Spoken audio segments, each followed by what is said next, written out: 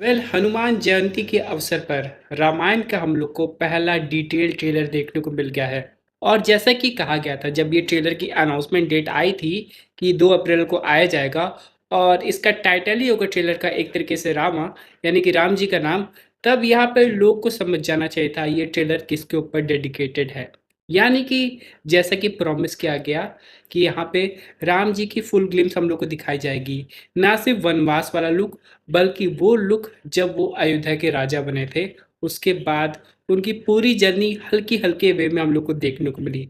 लेकिन इसके अलावा हल्की ग्लिम्स हम लोग को साई पल्लवी की देखने को मिली, रवि दुबे जो कि भगवान लक्ष्मण जी का रोल प्ले कर रहे हैं उनकी देखने को मिली, और यश का भी लुक देखने को मिला जो कि रावण का रोल प्ले कर रहा है। और एंड में अगर आप लोग नोटिस करेंगे, यहाँ पे उन्होंने एक चीज़ की हिंट दे दी कि उनकी क्वालिटी कितनी हाई है पुष्पक विमान को दिखा के, क्योंकि पुष्पक विमान ऐसी कॉम्प्लिकेटेड चीज़ है कि जब हम लोग टीवी शोज में देखते हैं तो हम लोग समझ जाते हैं कि वो कैसा होगा।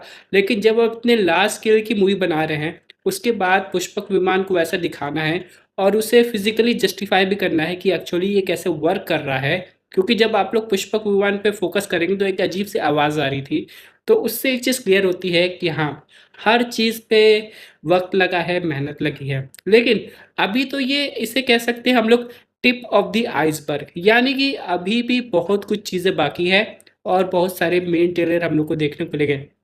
लेकिन फैंस लोग की यहाँ पे एक डाउट है या फिर क्या एक छोटी सी शिकायत है कि हनुमान जयंती के दिन आया है और हनुमान जी की ग्लिम्स कहाँ गई है। तो जैसे कि कहा गया था कि सनी देओल रामायण ज्वाइन किए हैं 20 मार्च को, और उनके जो सीक्वेंस है वो अभी हो सकता है फिल्माए जा रहे हों। तो शायद मेकर्स को अभी इतना समय नहीं लगा होगा कि वो उस सीन को एडिट करके उसमें इंक्लूड कर ले। हालांकि ट्रेलर का टाइटल ही था रामा, तो यानी राम जी का पूरा फोकस हो गया। रणबीर कपूर को राम जी के रूप में इंट्रोड्यूस कर दिया गया और बाकी कैरेक्टर्स को हल्के हल्के तरीके से हिंट दे दी गई कि वो लोग कैसे लग रहे हैं। रही बात हनुमान जी के ट्रेलर की, तो वो हो सकता है आगे जाके और डिटेल वर्जन में देखने को मिले। लेकिन जिस तरीके से कैरेक्टर सब दिखाए गए हैं, यहाँ पे एक चीज़ तो कंफर्म है, ये हॉलीवुड लेवल की स्केल की मूवी बन रही है। और डेफिनेटली इसीलिए जो उसकी पहली स्क्रीनिंग थी वो बाहर की तरफ हुई थी, जिससे कुछ फैन सैड भी हो गए थे कि उनको लगा यहाँ पे क्यों नहीं हो रही है, ऐसा क्यों हो रहा है।